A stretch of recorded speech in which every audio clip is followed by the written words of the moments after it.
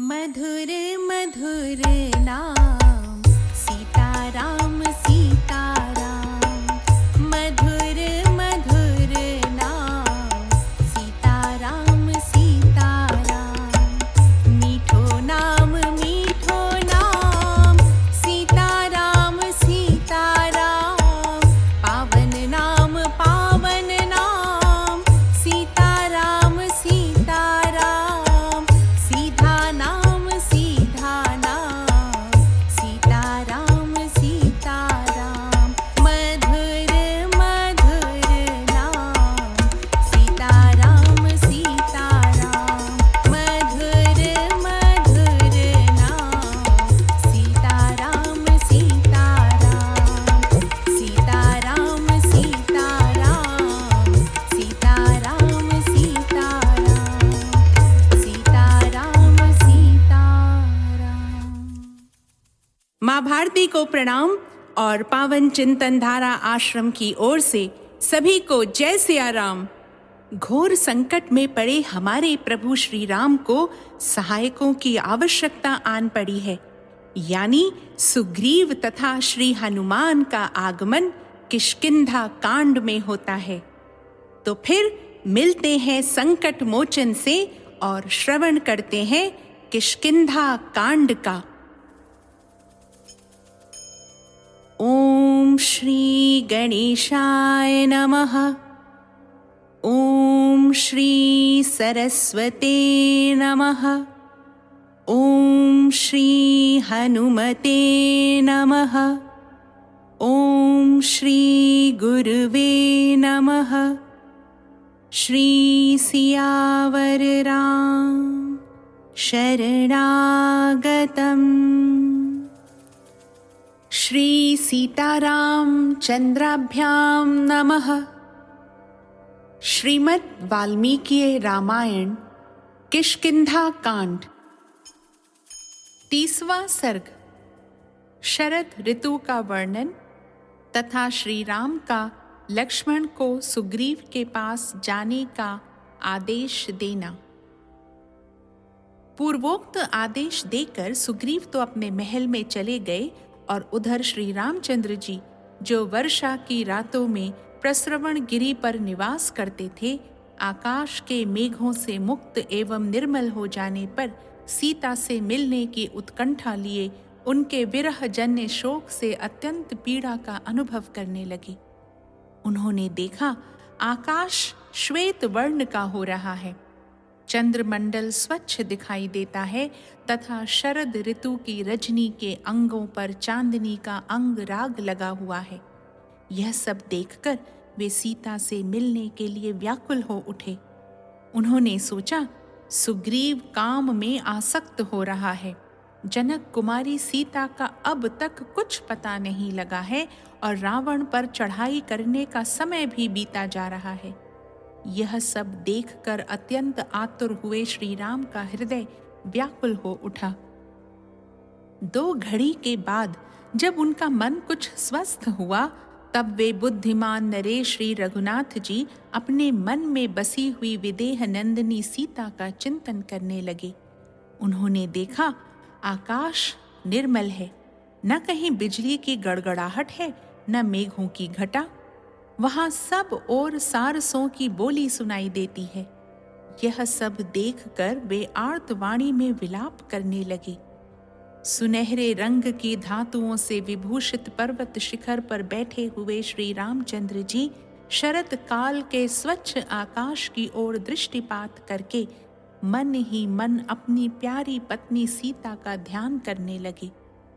वे बोले, जिसकी बोली सारसों की आवाज के समान मीठी थी तथा जो मेरे आश्रम पर सारसों द्वारा परस्पर एक दूसरे को बुलाने के लिए किए गए मधुर शब्दों से मन बहलाती थी, वह मेरी भोली भाली स्त्री सीता आज किस तरह मनोरंजन करती होगी।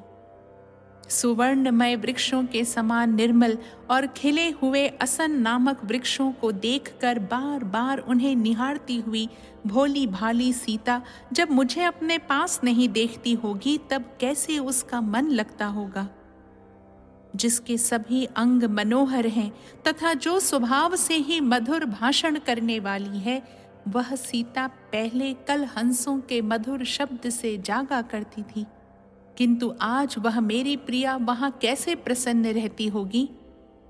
जिसके विशाल नेत्र प्रफुल्ल कमल दल के समान शोभा पाते हैं, वह मेरी प्रिया जब साथ विचरने वाले चकवों की बोली सुनती होगी, तब उसकी कैसी दशा हो जाती होगी। हाय, मैं नदी, तालाब, बावली, कानन और वन सब जगह घूमता हूँ, परंतु कहीं भी उस मृग शावक नयनी सीता के बिना अब मुझे सुख नहीं मिलता है। कहीं ऐसा तो नहीं होगा कि शरद ऋतु के गुणों से निरंतर वृद्धि को प्राप्त होने वाला काम भामिनी सीता को अत्यंत पीड़ित कर दे, क्योंकि ऐसी संभावना के दो कारण हैं। एक तो उसे मेरे वियोग का कष्ट है, दूसरे वह अत्यंत सुकुमारी होने के कारण इस कष्ट को सहन नहीं कर पाती होगी। इंद्र से पानी की याचना करने वाले प्यासे पपीहे की भांति नरश्रेष्ठ नरेंद्र कुमार श्री राम ने इस तरह की बहुत सी बातें कहकर विलाप किया। उस समय शोभाशाली लक्ष्मण फल लेने के लिए गए थे। वे पर्वत के रमणीय शिखरों पर घूम फिर कर जब लौटे, तब उन्होंने अपने बड़े भाई की अवस्था पर दृष्टिपात किया। वे दुस्सह चिंता में मग्न होकर अचेत से हो गए थे और एकांत में अकेले ही दुखी होकर बैठे थे।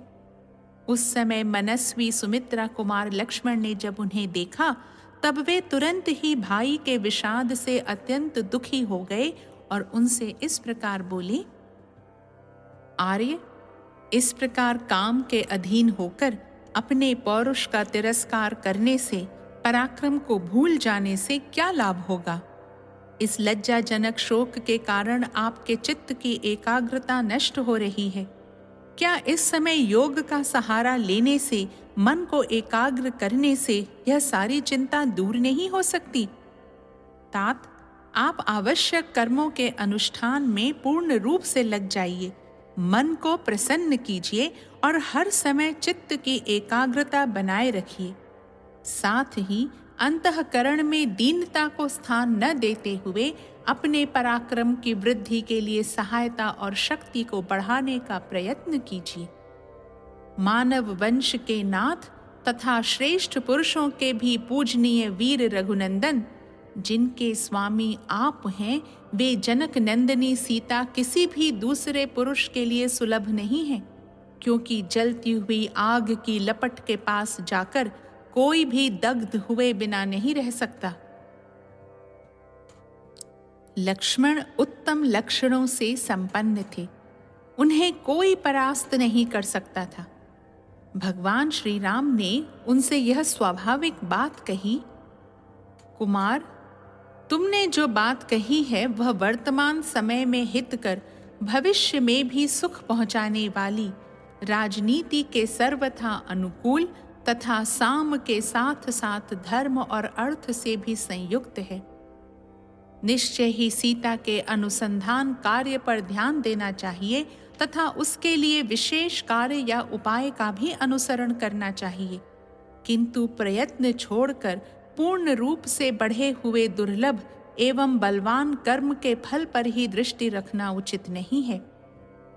तदनंतर प्रफुल्ल कमल दल के समान नेत्र वाली मिथिलेश कुमारी सीता का बार बार चिंतन करते हुए श्री रामचंद्र जी लक्ष्मण को संबोधित करके सूखे हुए उदास मुंह से बोले, सुमित्रा नंदन, सहस्त्र नेत्रधारी इंद्र इस पृथ्वी को जल से तृप्त करके यहाँ के अनाजों को पकाकर अब कृत्य हो गए हैं। राजकुमार, देखो, जो अत्यंत गंभीर स्वर से गर्जना किया करते और पर्वतों, नगरों तथा वृक्षों के ऊपर से होकर निकलते थे, वे मेघ अपना सारा जल बरसाकर शांत हो गए हैं। नील कमल दल के समान श्याम वर्ण वाले मेघ 10 दिशाओं को श्याम बनाकर मद रहित गजराजों के समान वेग शून्य हो गए हैं। उनका वेग शांत हो गया है। सौम्य, जिनके भीतर जल विद्यमान था तथा जिनमें कुटज और अर्जुन के फूलों की सुगंध भरी हुई थी, वे अत्यंत वेगशाली झंझावात उमड़ घुमड़ कर संपूर्ण दिशाओं में विचरण करके अब शांत हो गए हैं। निष्पाप लक्ष्मण, बादलों, हाथियों, मोरों और झरनों के शब्द इस समय सहसा शांत हो गए हैं। महान मेघों द्वारा बरसाए हुए जल से घुल जाने के कारण ये विचित्र शिखरों वाले पर्वत अत्यंत निर्मल हो गए हैं। इन्हें देखकर ऐसा जान पड़ता है मानो चंद्रमा की किरणों द्वारा इनके ऊपर सफेदी कर दी गई है। आज शरद ऋतु सप्तछद चितवन की डालियों में सूर्य, चंद्रमा और तारों की प्रभा में तथा श्रेष्ठ गजराजों की लीलाओं में अपनी शोभा बांट कर आई है। इस समय शरत काल के गुणों से संपन्न हुई लक्ष्मी यद्यपि अनेक आश्रयों में विभक्त होकर विचित्र शोभा धारण करती हैं, तथापि सूर्य की प्रथम किरणों से विकसित हुए कमल वनों में वे सबसे अधिक सुशोभित होती हैं।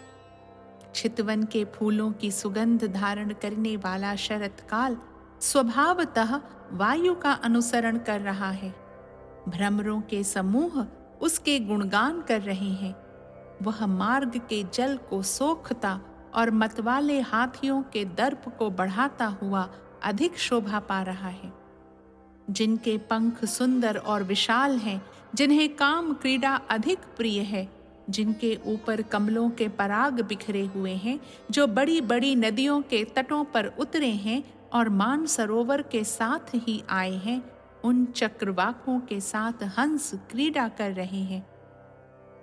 मदमत्त गजराजों में, दर्प भरे वृषभों के समूहों में तथा स्वच्छ जल वाली सरिताओं में नाना रूपों में विभक्त हुई लक्ष्मी विशेष शोभा पा रही है। आकाश को बादलों से शून्य हुआ देख वनों में पंख रूपी आभूषणों का परित्याग करने वाले मोर अपनी प्रियतमाओं से विरक्त हो गए हैं। उनकी शोभा नष्ट हो गई है और वे आनंद शून्य हो ध्यान मग्न होकर बैठे हैं। वन के भीतर बहुत से असन नामक वृक्ष खड़े हैं, जिनकी डालियों के अग्रभाग फूलों के अधिक भार से झुक गए हैं। उन पर मनोहर सुगंध छा रही है। वे सभी वृक्ष सुवर्ण के समान गौर तथा नेत्रों को आनंद प्रदान करने वाले हैं। उनके द्वारा वन प्रांत प्रकाशित से हो रहे हैं। जो अपनी प्रियतमाओं के साथ विचरते हैं, जिन्हें कमल के पुष्प तथा वन अधिक प्रिय हैं, जो चितवन के फूलों को सूंघकर उन्मत्त हो उठे हैं, जिनमें अधिक मद है तथा जिन्हें मद जनित काम भोग की लालसा बनी हुई है, उन गजराजों की गति आज मंद हो गई है। इस समय आकाश का रंग शान पर चढ़े हुए शस्त्र की धार के समान स्वच्छ दिखाई देता है। नदियों के जल मंद गति से प्रवाहित हो रहे हैं। श्वेत कमल की सुगंध लेकर शीतल मंद वायु चल रही है। दिशाओं का अंधकार दूर हो गया है और अब उनमें पूर्ण प्रकाश छा रहा है। घाम लगने से धरती का कीचड़ सूख गया है। अब उस पर बहुत दिनों के बाद घनी धूल प्रकट हुई है। परस्पर वैर रखने वाले राजाओं के लिए युद्ध के निमित्त उद्योग करने का समय अब आ गया है। शरद ऋतु के गुणों ने जिनके रूप और शोभा को बढ़ा दिया है, जिनके सारे अंगों पर धूल छा रही है, जिनके मद की अधिक वृद्धि हुई है तथा जो युद्ध के लिए लुभाए हुए हैं, वे साँड़ इस समय गौओं के बीच में खड़े होकर अत्यंत हर्षपूर्वक हकड़ रहे हैं। जिसमें काम भाव का उदय हुआ है, इसीलिए जो अत्यंत तीव्र अनुराग से युक्त है और अच्छे कुल में उत्पन्न हुई है, वह मंद गति से चलने वाली हथिनी वनों में जाते हुए अपने मदमत्त स्वामी को घेर कर उसका अनुगमन करती है। अपने आभूषण रूप श्रेष्ठ पंखों को त्याग कर नदियों के तटों पर आए हुए मोर मानो सारस समूहों की फटकार सुनकर दुखी और खिन्न चित्त हो पीछे लौट जाते हैं। जिनके गंड स्थल से मद की धारा बह रही है, वे गजराज अपनी महती गर्जना से कारंडवों तथा चक्रवाकों को भयभीत करके विकसित कमलों से विभूषित सरोवरों में जल को हिलोर हिलोर कर पी रहे हैं, जिनके कीचड़ दूर हो गए हैं, जो बालुकाओं से सुशोभित हैं, जिनका जल बहुत ही स्वच्छ है, तथा गौओं के समुदाय जिनके जल का सेवन करते हैं। सारसों के कलरवों से गूंजती हुई उन सरिताओं में हंस बड़े हर्ष के साथ उतर रहे हैं। नदी, मेघ, झरनों के जल, प्रचंड वायु, मोर और हर्ष रहित मेढकों के शब्द निश्चय ही इस समय शांत हो गए हैं। नूतन मेघों के उदित होने पर जो चिरकाल से बिलों में छिपे बैठे थे, जिनकी शरीर यात्रा नष्ट प्राय हो गई थी और इस प्रकार जो मृतवत हो रहे थे, वे भयंकर विष वाले बहुरंगे सर्प भूख से पीड़ित होकर अब बिलों से बाहर निकल रहे हैं। शोभाशाली चंद्रमा की किरणों के स्पर्श से होने वाले हर्ष के कारण जिसके तारे किंचित प्रकाशित हो रहे हैं, अथवा प्रियतम के कर स्पर्श जनित हर्ष से जिसके नेत्रों की पुतली किंचित खिल उठी है, वह राग युक्त संध्या अथवा अनुराग भरी नायिका स्वयं ही अंबर, आकाश अथवा वस्त्र का त्याग कर रही है। यह कैसे आश्चर्य की बात है। चांदनी की चादर ओढ़े हुए शरद काल की यह रात्रि श्वेत साड़ी से ढके हुए अंग वाली एक सुंदरी नारी के समान शोभा पाती है। उदित हुआ चंद्रमा ही उसका सौम्य मुख है और तारे ही उसकी खुली हुई मनोहर आंखें हैं। पके हुए धान की बालों को खाकर हर्ष से भरी हुई और तीव्र वेग से चलने वाली सारसों की वह सुंदर पंक्ति वायु कंपित गुथी हुई पुष्पमाला की भांति आकाश में उड़ रही है। कुमुद के फूलों से भरा हुआ उस महान तालाब का जल जिसमें एक हंस सोया हुआ है, ऐसा जान पड़ता है मानो रात के समय बादलों के आवरण से रहित आकाश सब ओर छिटके हुए तारों से व्याप्त होकर पूर्ण चंद्रमा के साथ शोभा पा रहा हो। सब ओर बिखरे हुए हंस ही जिनकी फैली हुई मेखला करधनी है, जो खिले हुए कमलों और उत्पलों की मालाएं धारण करती हैं, उन उत्तम बावड़ियों की शोभा आज वस्त्राभूषणों से विभूषित हुई सुंदरी वनिताओं के समान हो रही है। वेणु के स्वर के रूप में व्यक्त हुए वाद्य घोष से मिश्रित और प्रातः काल की वायु से वृद्धि को प्राप्त होकर सब ओर फैला हुआ दही, मथने के बड़े बड़े भांडों और साणों का शब्द मानो एक दूसरे का पूरक हो रहा है। नदियों के तट मंद मंद वायु से कंपित, पुष्प रूपी हास से सुशोभित और धुले हुए निर्मल रेशमी वस्त्रों के समान प्रकाशित होने वाले नूतन कांसों से बड़ी शोभा पा रहे हैं। वन में ढिठाई के साथ घूमने वाले तथा कमल और असन के परागों से गौर वर्ण को प्राप्त हुए मतवाले भ्रमर, जो पुष्पों के मकरंद का पान करने में बड़े चतुर हैं, अपनी प्रियाओं के साथ हर्ष में भरकर वनों में गंध के लोभ से वायु के पीछे पीछे जा रहे हैं। जल स्वच्छ हो गया है, धान की खेती पक गई है, वायु मंद गति से चलने लगी है और चंद्रमा अत्यंत निर्मल दिखाई देता है।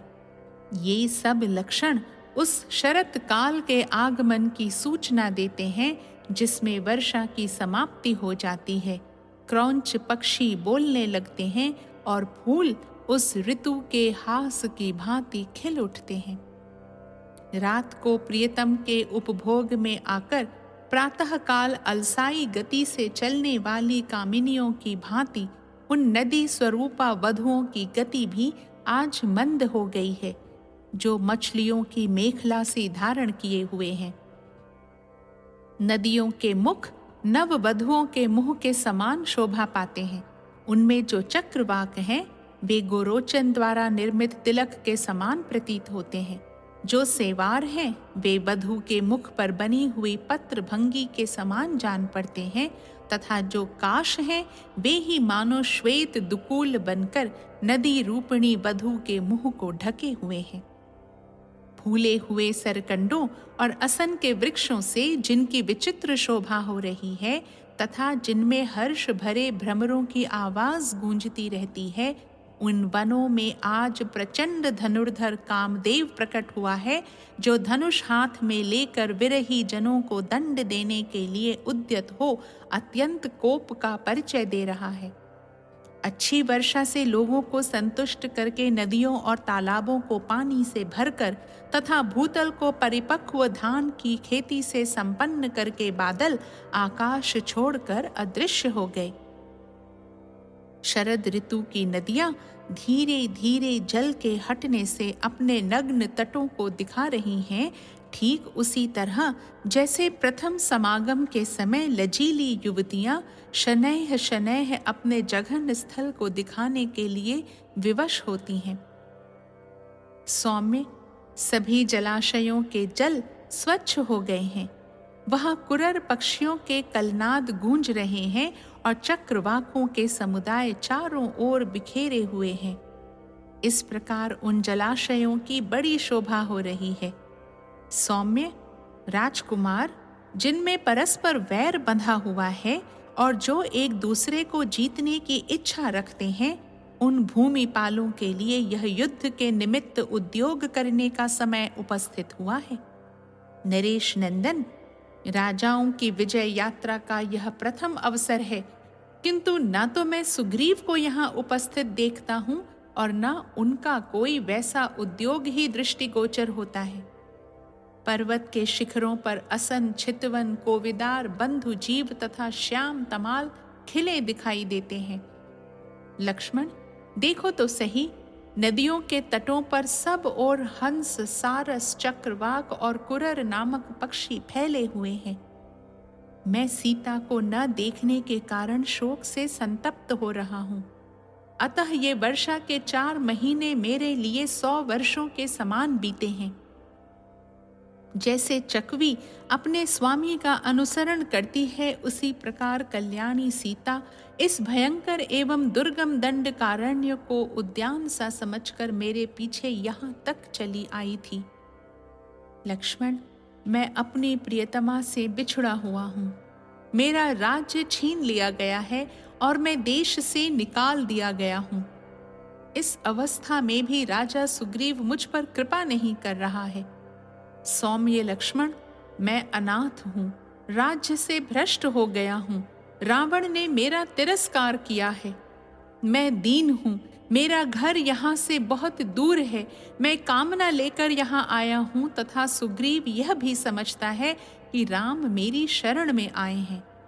इन्हीं सब कारणों से वानरों का राजा दुरात्मा सुग्रीव मेरा तिरस्कार कर रहा है, किंतु उसे पता नहीं है कि मैं सदा शत्रुओं को संताप देने में समर्थ हूँ। उसने सीता की खोज के लिए समय निश्चित कर दिया था, किंतु उसका तो अब काम निकल गया है। इसीलिए वह दुर्बुद्धि वानर प्रतिज्ञा करके भी उसका कुछ ख्याल नहीं कर रहा है। अतः लक्ष्मण, तुम मेरी आज्ञा से किष्किंधापुरी में जाओ और विषय भोग में फंसे हुए मूर्ख वानर राज सुग्रीव से इस प्रकार कहो, जो बल पराक्रम से संपन्न तथा पहले ही उपकार करने वाले कार्यार्थी पुरुषों को प्रतिज्ञा पूर्वक आशा देकर पीछे उसे तोड़ देता है, वह संसार के सभी पुरुषों में नीच है। जो अपने मुख से प्रतिज्ञा के रूप में निकले हुए भले या बुरे सभी तरह के वचनों को अवश्य पालनीय समझकर सत्य की रक्षा के उद्देश्य से उनका पालन करता है, वह वीर समस्त पुरुषों में श्रेष्ठ माना जाता है। जो अपना स्वार्थ सिद्ध हो जाने पर जिनके कार्य नहीं पूरे हुए हैं, उन मित्रों के सहायक नहीं होते, उनके कार्य को सिद्ध करने की चेष्टा नहीं करते, उन कृतघ्न पुरुषों के मरने पर मांसाहारी जंतु भी उनका मांस नहीं खाते हैं। सुग्रीव, निश्चय ही तुम युद्ध में मेरे द्वारा खींचे गए सोने की पीठ वाले धनुष का कौंधती हुई बिजली के समान रूप देखना चाहते हो।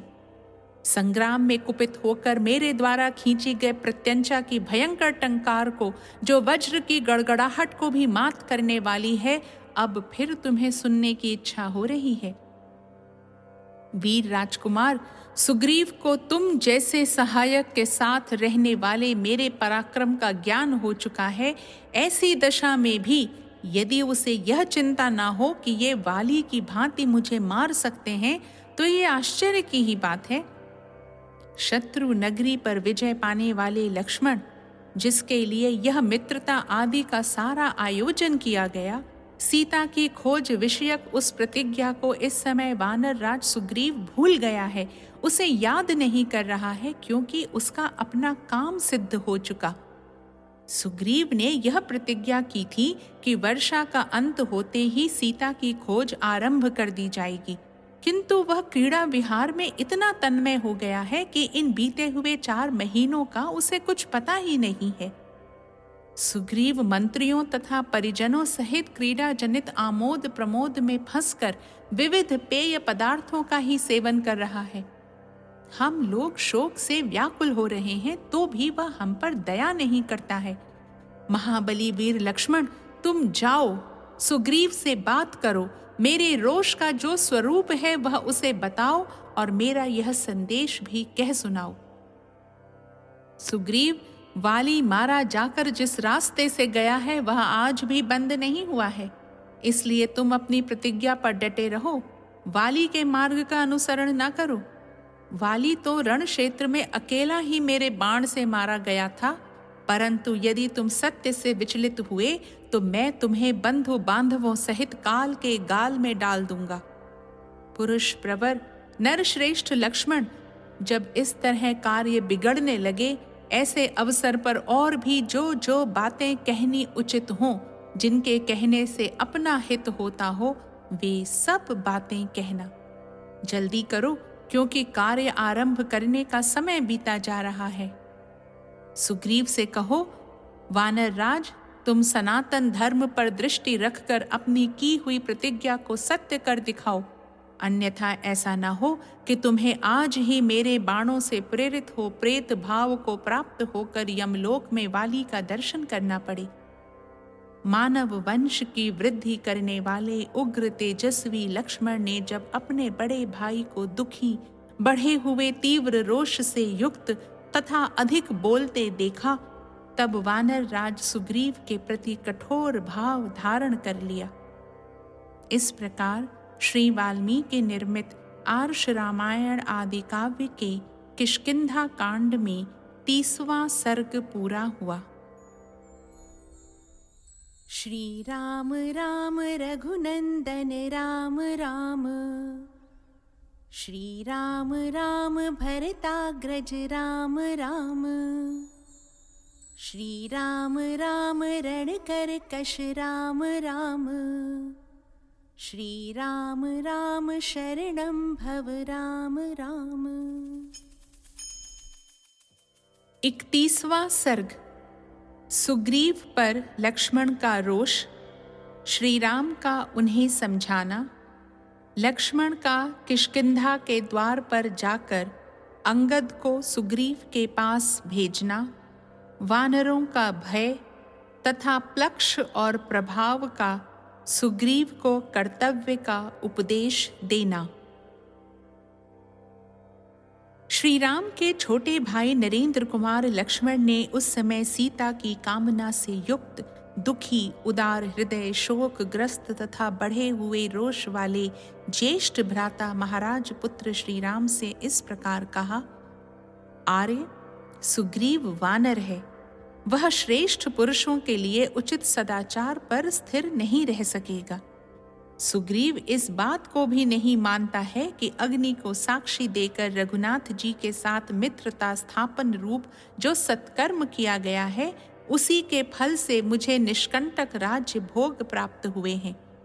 अतः वह वानरों की राज्य लक्ष्मी का पालन एवं उपभोग नहीं कर सकेगा, क्योंकि उसकी बुद्धि मित्र धर्म के पालन के लिए अधिक आगे नहीं बढ़ रही है। सुग्रीव की बुद्धि मारी गई है, इसलिए वह विषय भोगों में आसक्त हो गया है। आपकी कृपा से जो उसे राज्य आदि का लाभ हुआ है, उस उपकार का बदला चुकाने की उसकी नीयत नहीं है।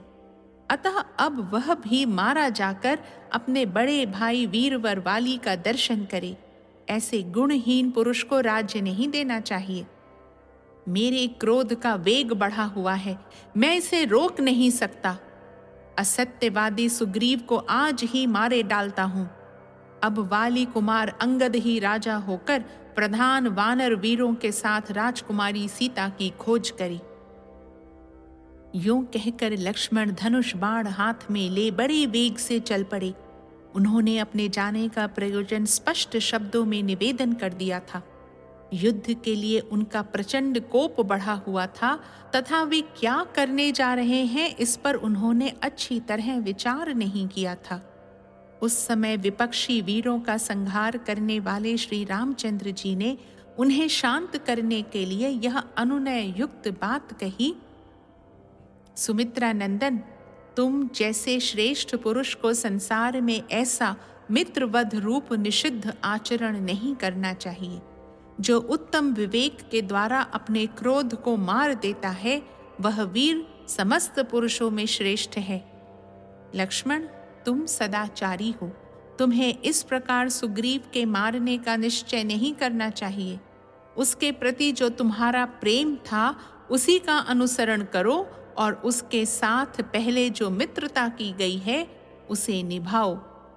तुम्हें सांत्वनापूर्ण वाणी द्वारा कटु वचनों का परित्याग करते हुए सुग्रीव से इतना ही कहना चाहिए कि तुमने सीता की खोज के लिए जो समय नियत किया था वह बीत गया, फिर भी चुप क्यों बैठे हो?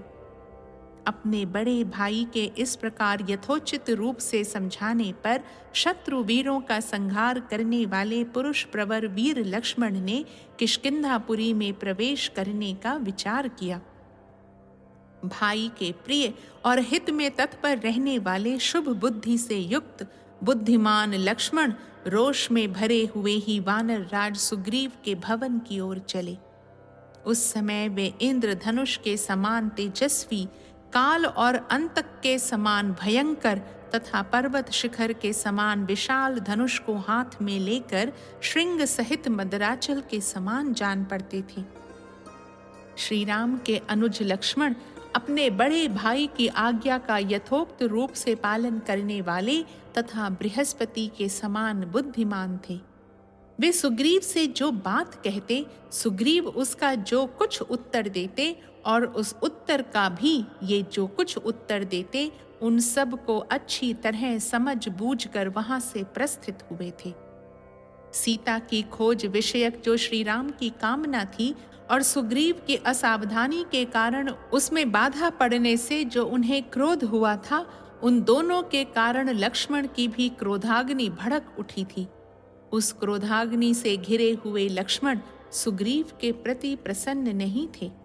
वे उसी अवस्था में वायु के समान वेग से चले।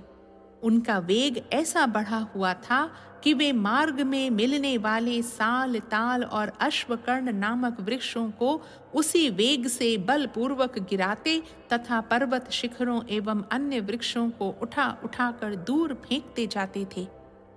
शीघ्रगामी हाथी के समान अपने पैरों की ठोकर से शिलाओं को चूर चूर करते और लंबी लंबी डगे भरते हुए वे कार्यवश बड़ी तेजी के साथ चले। इक्ष्वाकु कुल के सिंह लक्ष्मण ने निकट जाकर वानर राज सुग्रीव की विशालपुरी किष्किंधा देखी, जो पहाड़ों के बीच में बसी हुई थी। वानर सेना से व्याप्त होने के कारण वह पुरी दूसरों के लिए दुर्गम थी। उस समय लक्ष्मण के ओष्ठ सुग्रीव के प्रति रोष से फड़क रहे थे। उन्होंने किष्किंधा के पास बहुतेरे भयंकर वानरों को देखा जो नगर के बाहर विचर रहे थे। उन वानरों के शरीर हाथियों के समान विशाल थे। उन समस्त वानरों ने पुरुष प्रवर लक्ष्मण को देखते ही पर्वत के अंदर विद्यमान सैकड़ों शैल शिखर और बड़े बड़े वृक्ष उठा लिए। उन सब को हथियार उठाते देख लक्ष्मण दूने क्रोध से जल उठे, मानो जलती आग में बहुत सी सूखी लकड़ियां डाल दी गई हों। क्षुब्ध हुए लक्ष्मण काल, मृत्यु तथा प्रलयकालीन अग्नि के समान भयंकर दिखाई देने लगे।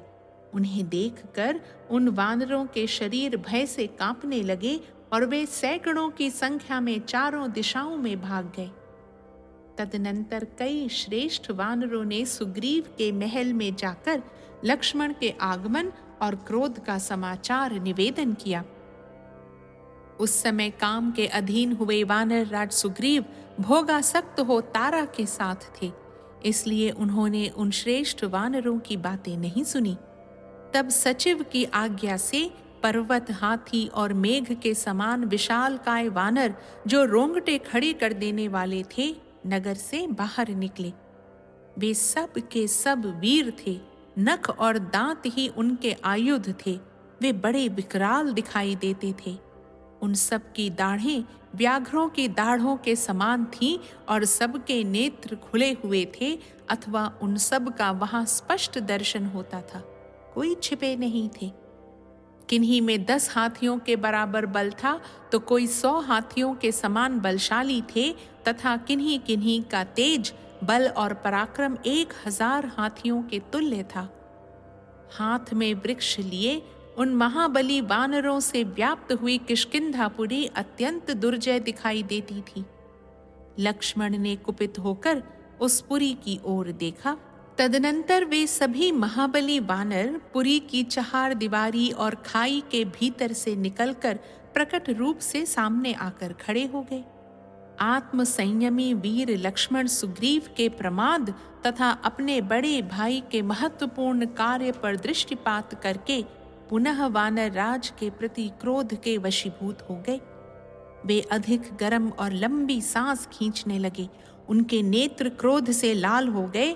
उस समय पुरुष सिंह लक्ष्मण धूम युक्त अग्नि के समान प्रतीत हो रहे थे। इतना ही नहीं, वे 5 मुख वाले सर्प के समान दिखाई देने लगे। बाण का फल ही उस सर्प की लपलपाती हुई जिह्वा जान पड़ता था। धनुष ही उसका विशाल शरीर था, तथा वे सर्प रूपी लक्ष्मण अपने तेजोमय विष से व्याप्त हो रहे थे। उस अवसर पर कुमार अंगद प्रज्वलित प्रलयाग्नि तथा क्रोध में भरे हुए नागराज शेष की भांति दृष्टिगोचर होने वाले लक्ष्मण के पास डरते डरते गए। वे अत्यंत विषाद में पड़ गए थे।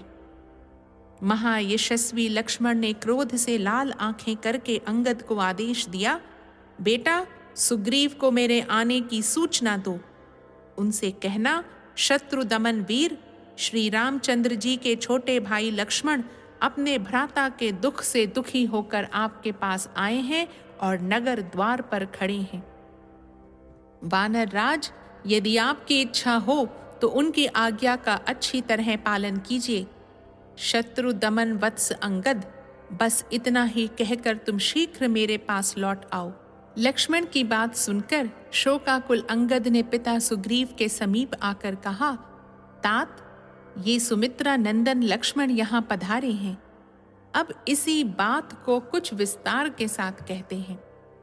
लक्ष्मण की कठोर वाणी से अंगद के मन में बड़ी घबराहट हुई। उनके मुख पर अत्यंत दीनता छा गई। उन वेगशाली कुमार ने वहां से निकलकर पहले वानर राज सुग्रीव के, फिर तारा तथा रुमा के चरणों में प्रणाम किया। उग्र तेज वाले अंगद ने पहले तो पिता के दोनों पैर पकड़े, फिर अपनी माता तारा के दोनों चरणों का स्पर्श किया। तदनंतर रुमा के दोनों पैर दबाए। इसके बाद पूर्वोक्त बात कही, किंतु सुग्रीव मदमत्त एवं काम से मोहित होकर पड़े थे। निद्रा ने उनके ऊपर पूरा अधिकार जमा लिया था, इसलिए वे जाग न सके।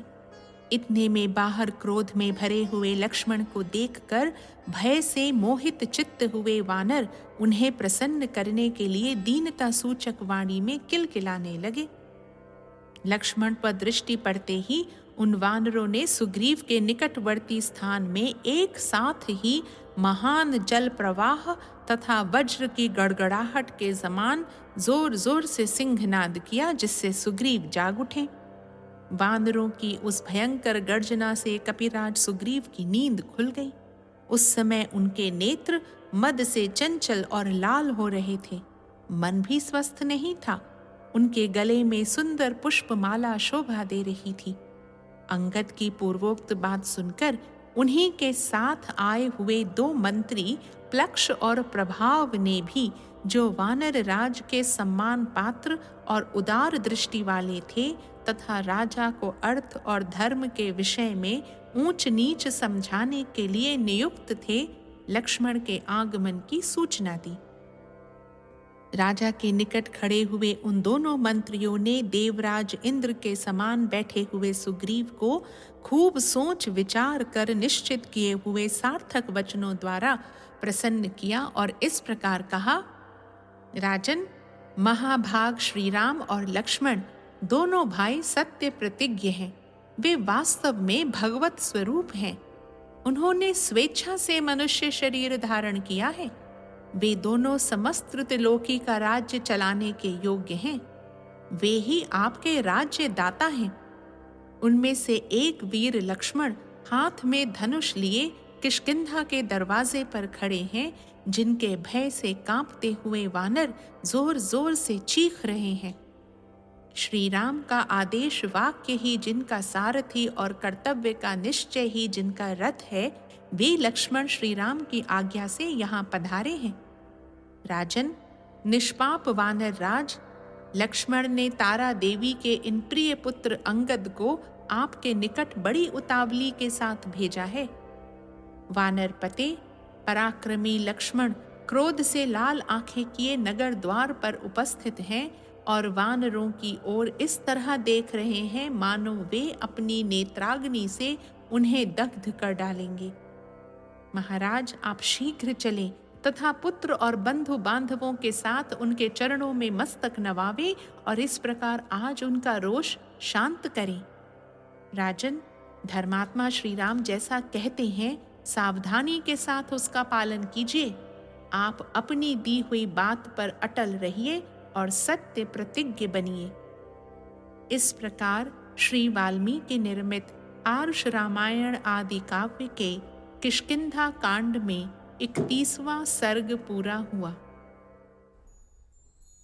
श्री राम राम रघुनंदन राम राम, श्री राम राम भरताग्रज राम राम, श्री राम राम रणकरकश राम राम, श्री राम राम शरणं भव राम राम।